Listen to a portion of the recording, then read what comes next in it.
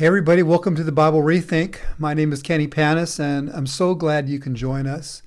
We're in the middle of a series, actually the beginning of a series called Why Does the Bible Say That? We're talking about various topics that some people really have an issue with that's in the Bible. So we're exploring those. The last episode we talked about genocide and does God really command genocide?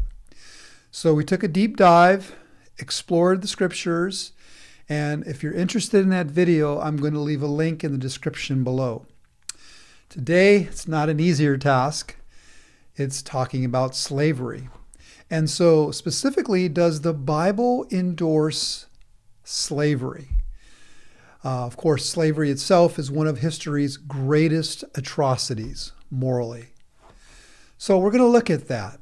We're going to be honest and see what the scriptures have to say. So stay tuned. We'll be right back.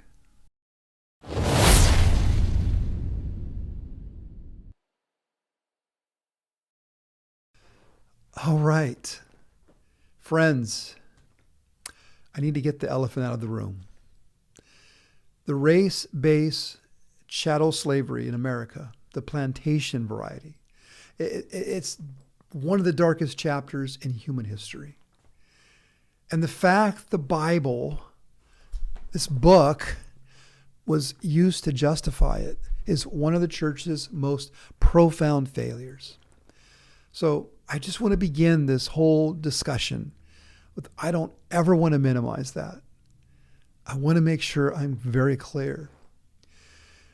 But as we look through this topic, we have to be precise to really honor the history. And so that means that when it comes to slavery, we have to have the right terminology, what that means. Because sometimes we import our understanding of what slavery is to an ancient text, such as the Hebrew Bible. So I'm going to talk about three types of slavery. The first one, we already mentioned it in the beginning, is chattel slavery. That's where a person is legally owned as personal property. It's race-based completely. It's generational. It's brutal. You can rape people. You can have kids with them. You can separate their families. And you can pass them down like they're inherited antique furniture. Second category is Roman slavery.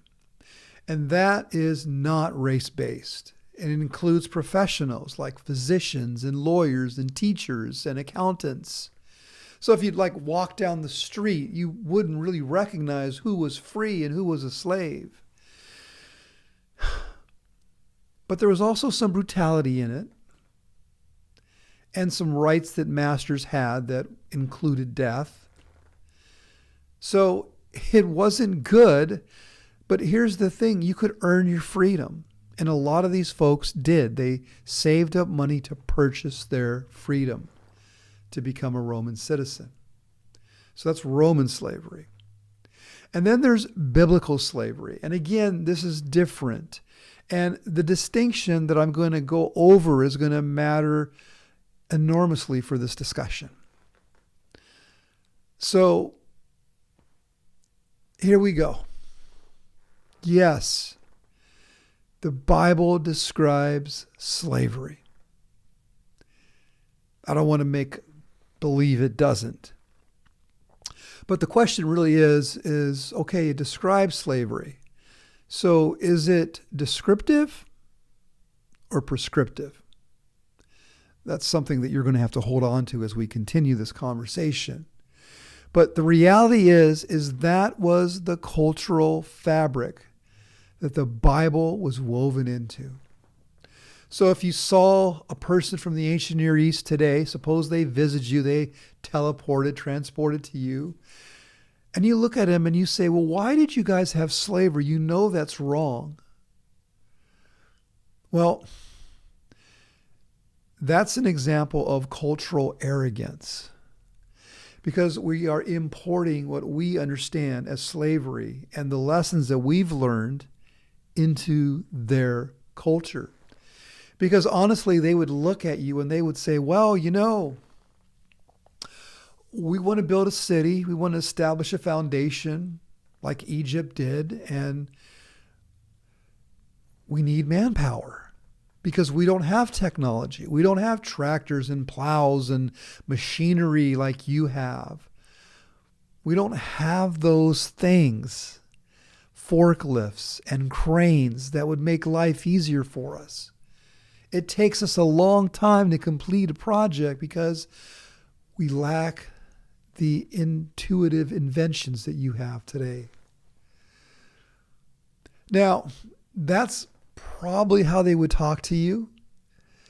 And so that's why it was a part of the culture. It's not because it was a racist culture that just wanted to take advantage of people, but it was a culture where there was war and there was conquer and there were slaves that were left over. They were filtered through men and they became slaves.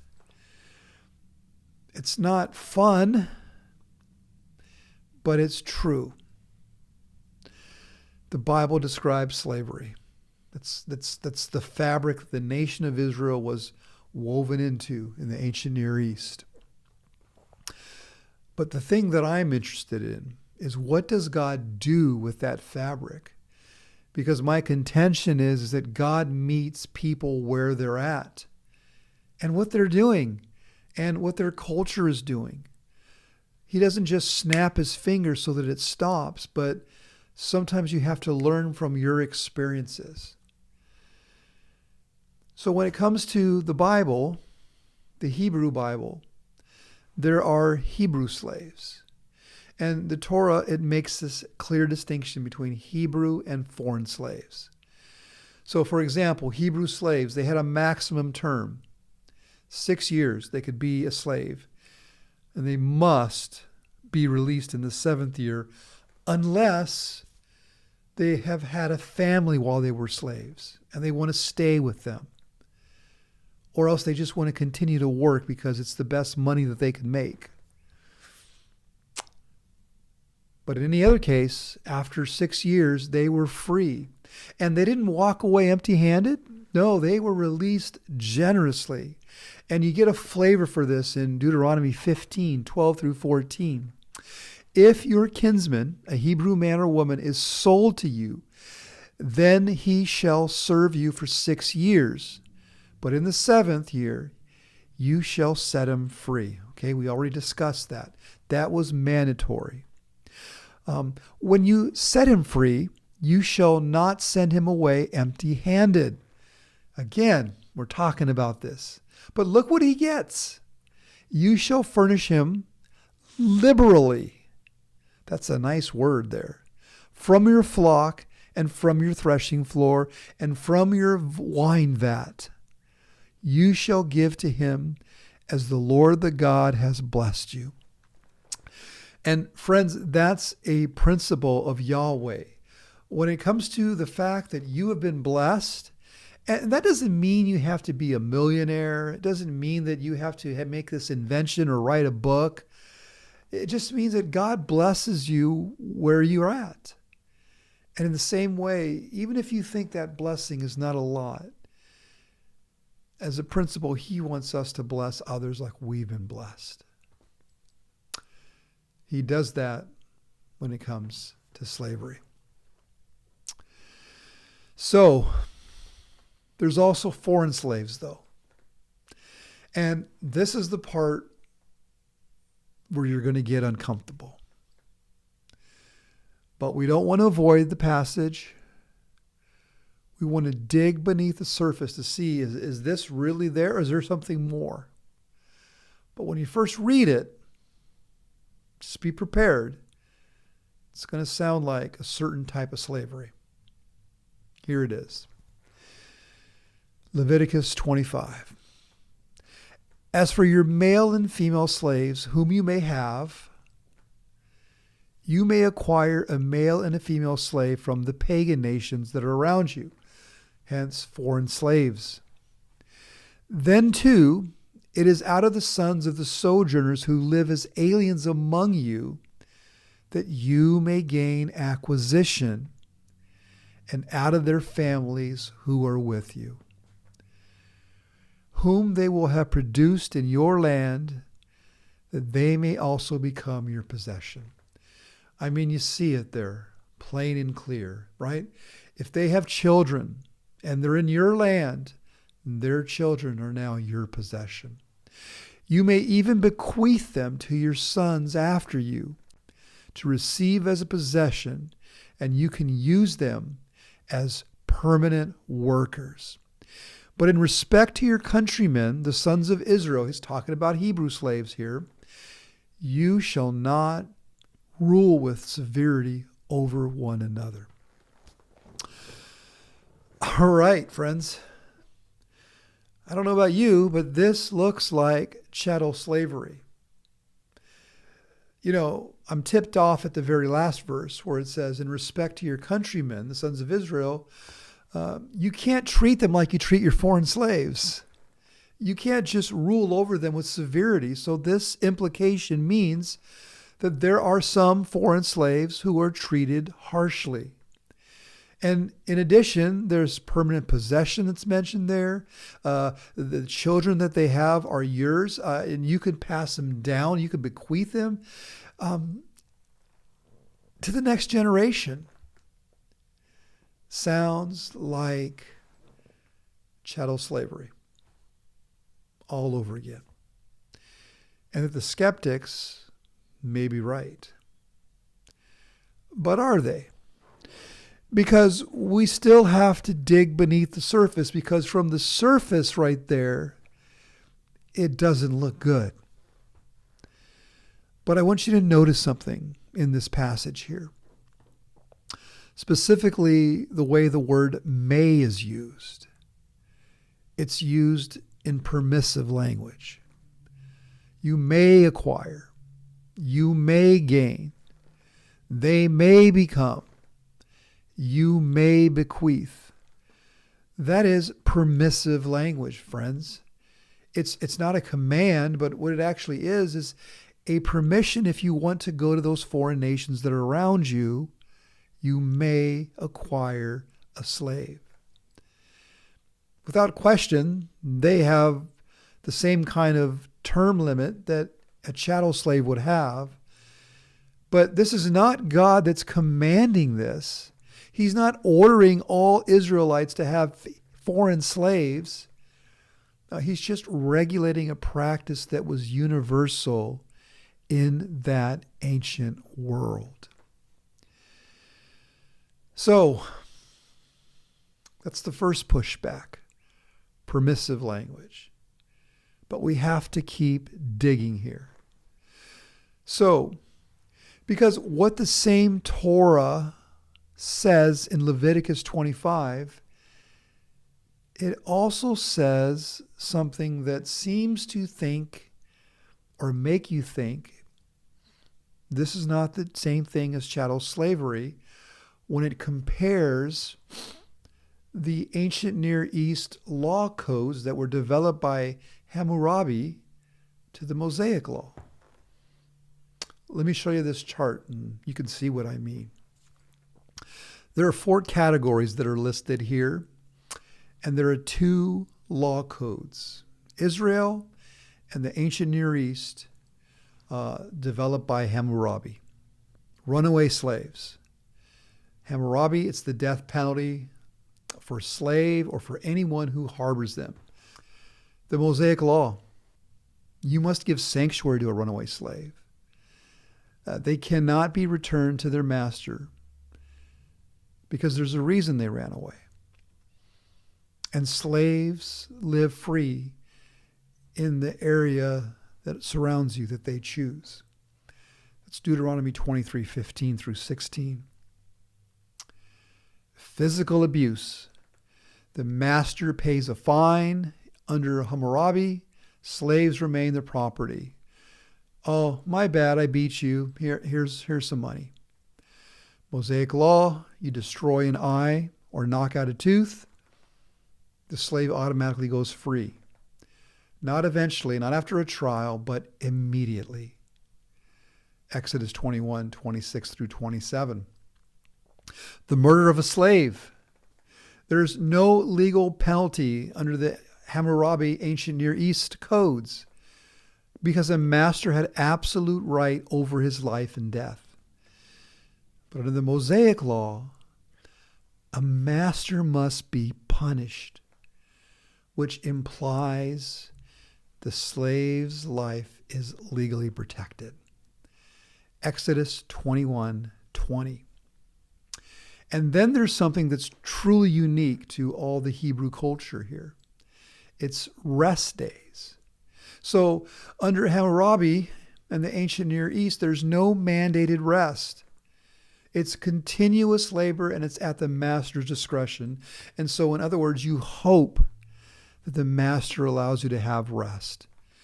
But under the Mosaic law, the Shabbat, the weekly Sabbath, it's absolutely 100% mandatory for anybody that works, including all the servants, without exception. Exodus 20, verse 10. Now, some people will look at this and say, well, they're just talking about Hebrew slaves. Friends, there is no distinction in this passage. These passages, these scriptures that I share, you're welcome to look them up. This is slaves in general. And a lot of it is because they learned from their own enslavement that their trauma became the ethical foundation for their law codes when it comes to slavery and treating foreigners. And it continues into what's known as the gleaning law in Leviticus 19, verses 9 through 10, where it reads, "Now when you reap the harvest of your land, you shall not reap to the very corners of your field, nor shall you gather the gleanings of your harvest, nor shall you glean your vineyard, nor shall you gather fallen fruit out of your vineyard." Why would God want that? Instead, you shall leave them for the needy and for the stranger. I am the Lord your God. And again, friends, this is another illustration of how your trauma becomes the foundation of your ethics. And sometimes the only way that those ethics change and evolve is if you've experienced the repercussions from someone treating you harshly, as the Egyptians did with the Israelites. Well, let's move on to section 2. Let's make it more personal here. The God who sees the invisible. So that same Bible, the Hebrew Bible, that contains Leviticus 25, it continues to demonstrate how you're supposed to treat foreigners and slaves. And it's different again. It keeps lifting up people that society, they look at as invisible. And the best example is found with Hagar in the Hebrew Bible. Hagar, her name means immigrant, by the way, which I think is fascinating. Sojourner. She's an Egyptian slave who had absolutely no agency, no voice. She was given to Abraham by the Pharaoh because Abraham lied to him and said, "Yeah, that's just my sister. You can go ahead and put her in your harem." And the Pharaoh instantly knew, man, I'm glad God prevented me here. Take all of these animals and camels and, here's some servants as well. One of those just happened to be Hagar. And when Sarah couldn't get pregnant, tension arose. And she gives Hagar to Abraham as a surrogate. And then she gets mad because she does something she couldn't do. She gets pregnant. She blames Abraham for everything that's happened, even though she was the one that made this arrangement in the first place. Abraham says, "You know what? She's your maidservant. Do whatever you want to her." So she mistreats her, and Hagar runs away. a runaway slave. She's alone, she's pregnant, she's in the wilderness, and she has absolutely nothing. But God finds her. Yeah, God finds her, a foreign slave. Not only that, but he calls her by her name. He spoke to her. He assured her that she will have a child and that that child will have princess. He will become a prince and he will have more. And that that will be part of a royal line. And she is so humbled by her experience with God that she names him El Roy, the God who sees. Man, that's deep.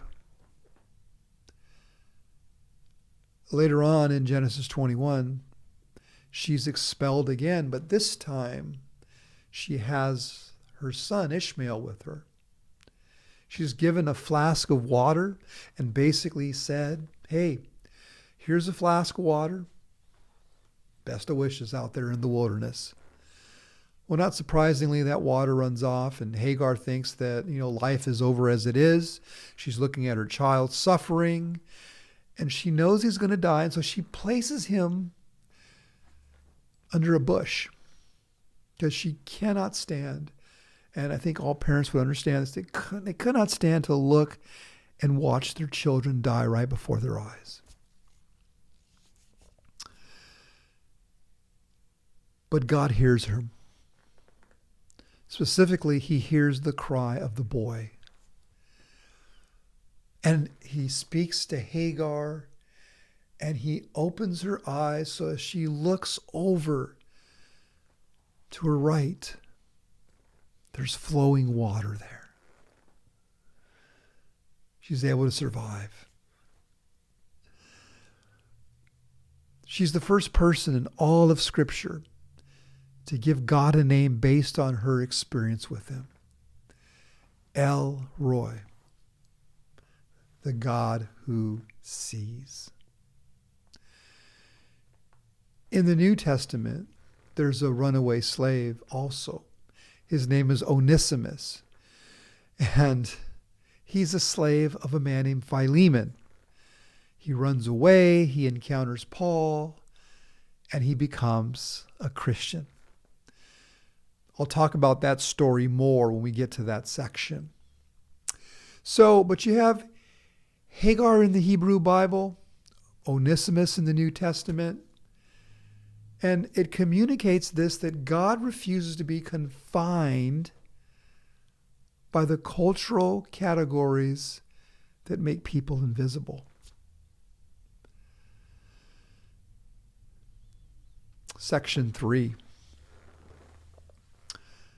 There's a trajectory. And what that means is the Bible is not this flat document, but it's a developing story. And again, it's based on the experiences that Israel encounters, including the trauma. And it's ultimately this unified story that continues until it leads to Jesus Christ on the cross. William Webb, a Hebrew scholar of the ancient Near East in the Hebrew Bible, calls it a redemptive movement hermeneutic. It's a fancy term that means that the Bible moves people step by step towards what is more righteous and just. Where does the Bible story move when it comes to human dignity? It moves consistently, without reversal, toward the full equality of every human being before God. And where did it all start? With Israel? It started in Egypt. Before there was a law of Moses, before there were prophets, before the Apostle Paul, God hears the cry of enslaved people who had been in Egypt for 430 years, and he acts to liberate them. And that theology becomes the engine that drives everything that follows. Because God continually tells the Israelites, remember that you were once slaves in Egypt. Always remember that. Because your trauma will become your ethic. Genesis chapter 1, the very beginning, creation account.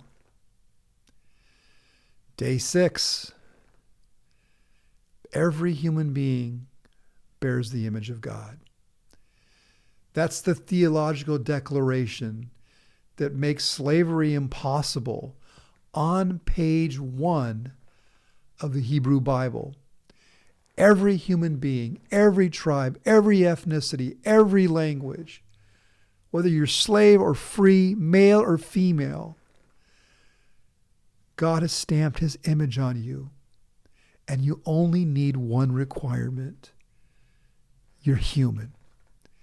Doesn't matter if you're smart, if you're a genius, if you have money or nothing, if you're born with a condition, you're a human. You're made in the image of God, male and female.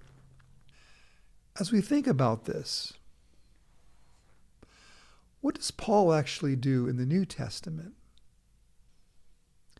He theologically begins to gut the institution systematically from the inside. And how does he do it? The first thing a good leader does is they identify with that term. Paul calls himself a doulos of Jesus, a slave, a bondservant. He tells it to the Romans, to the Philippians, to the Ephesians. Hey, I am a slave for Christ, a slave for Jesus. And so what he's doing here is he's taking on the lowest social designation in the Roman Empire, and he applies it to himself and his relationship with Jesus.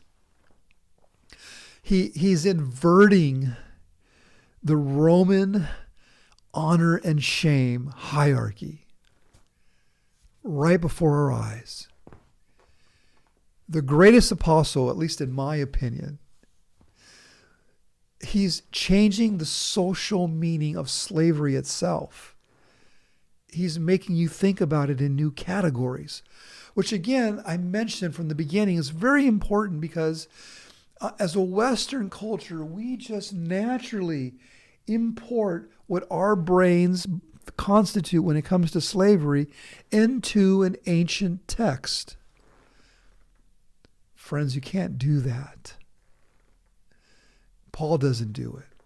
Paul says, I am a slave for Jesus.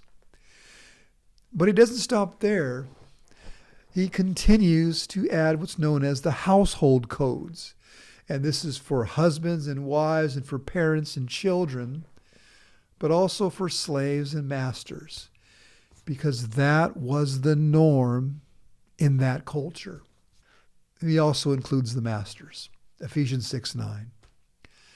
And masters, do the same things to them and give up threatening, knowing that both their master and yours is in heaven. And there is no partiality with him. Man, that is sensational. There's no partiality with God.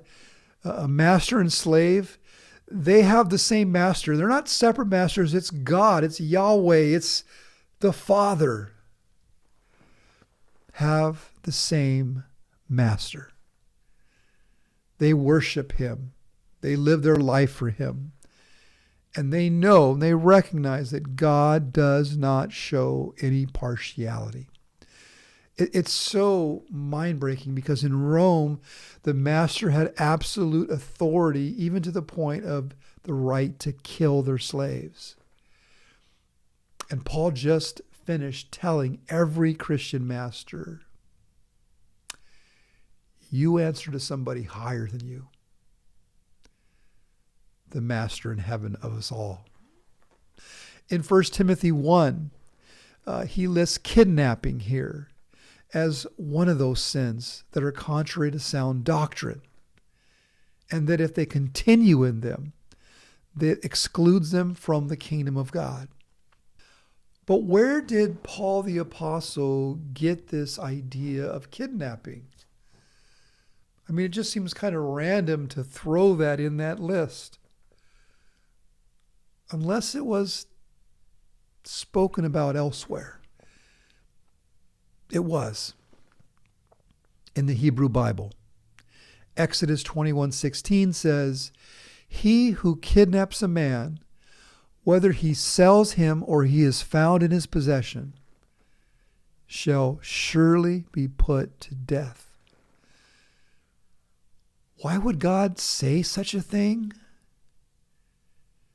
Even in the midst of a culture that had slaves? It's because from the very beginning, page 1, this was not right. Humans are made in the image of God. For God, it's so serious, it's a capital offense, it's a death penalty. It excludes you from the kingdom of heaven. And the Hebrew Bible called it out from the very beginning.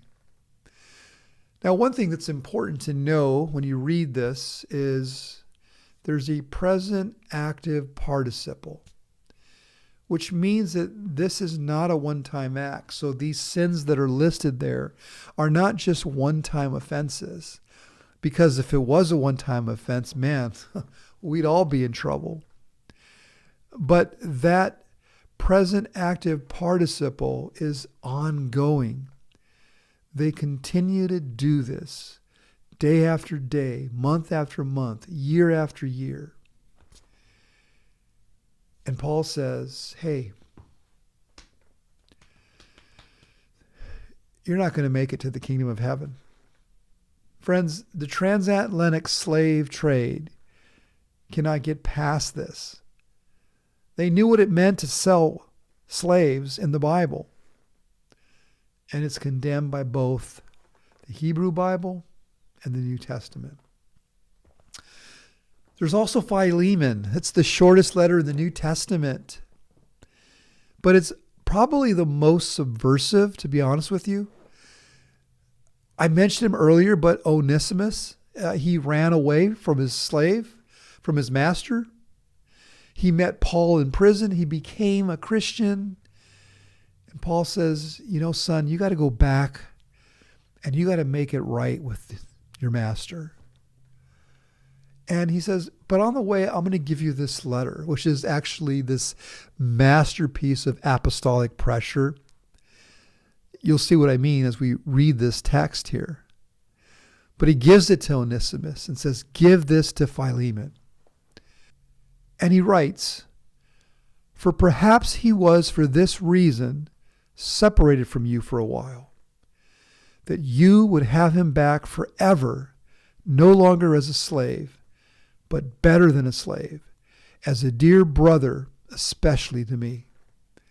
But how much more to you, both in the flesh and in the Lord. And then he says at point blank, therefore, if you regard me as a partner, no pressure, accept him as you would me. But he goes on further. He tells him that if he has done you any wrong or owes you anything, charge it to me. Give it to my account, not to say that you owe me your very self. And here's the mic drop. Confident of your obedience, I write to you, knowing that you will do even more than I ask. What is even more, friends? I think it's pretty obvious. He's talking about freedom. He doesn't specifically state it like it's a manifesto, but he applies ethical pressure on him. And he allows him to do the right thing. And Onesimus, by the way. So that's not Paul doing nothing. That's gospel logic dismantling slavery from the inside. And then there's the capstone of Paul's writings. It's found in Galatians 3:28. And it tackles every social division in the Roman Empire. There is neither Jew nor Greek. There is neither slave nor freeman. There is neither male nor female, for you all are one in Christ. Every tension-filled social division in that culture, you cannot maintain a system once you've said that every person stands equally before God. That, my friends, is what the Bible says about slavery. Race-based chattel slavery of the American South has no honest biblical foundation in the Scriptures. Absolutely none. Friends, we stumble, but we still move forward based on the Bible's ethics. The trajectory is real. God meets us where we're at. Sometimes that's not in a good place. And honestly, sometimes I wish God would just eliminate such an institution. I can't do it with my right hand. Left hand, though, I can. With the snap, I wish he would do it, Thanos style. But his timing is not our timing. He meets culture where they're at. And he uses that situation, that context, for their character to grow over time. And that's uncomfortable, especially when we see some of the atrocities that took place. But the Bible was not meant to comfort us and wrap a bow around it. It's meant to give us wisdom, to make us wise, to learn from the trauma of the past, and to learn how God uses that trauma to slowly change ethics. Friends, the Bible can handle your hard questions. It was written for people that ask them. And the most important thing in this book is not about slavery, but it's about where the story leads you to, where it ends. At the cross, where there is neither slave nor free. Thank you for joining me. I hope this was helpful and would love for you to leave a comment. But do so respectfully. I'd love to read your thoughts and why you believe what you believe, or maybe how this affects you, and if this was helpful. So on the next episode, we're going to do something a little different. We're going to talk about aliens, UAPs, that's the cool word now, pastors that have these secret government meetings to warn the church. We're going to look at that, and in the context, look at the Bible and see what it actually says. That'll be on episode 3 of Why Does the Bible Say That? So I hope I see you then. Until next time, God bless everybody. I'll talk to you later.